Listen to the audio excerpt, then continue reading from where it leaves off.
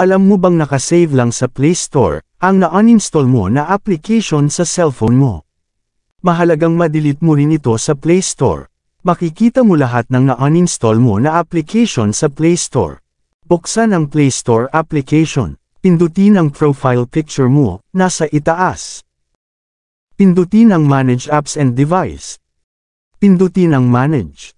Pindutin mo itong Installed. Ilagay mo dyan sa Not Installed. Lahat ng makikita mo na application dito, yan lahat ng na-uninstall mo sa cellphone mo. Kaya para mawala na yan dyan, kailangan ma-delete mo na rin ito dito sa Play Store. Check mo lang ang maliit na box.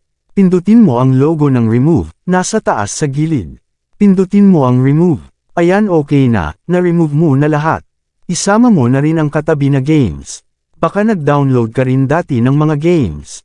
Siyempre, kung nagustuhan mo ang video na ito, huwag mong kalimutan mag-follow at i-share mo na rin ang video na ito.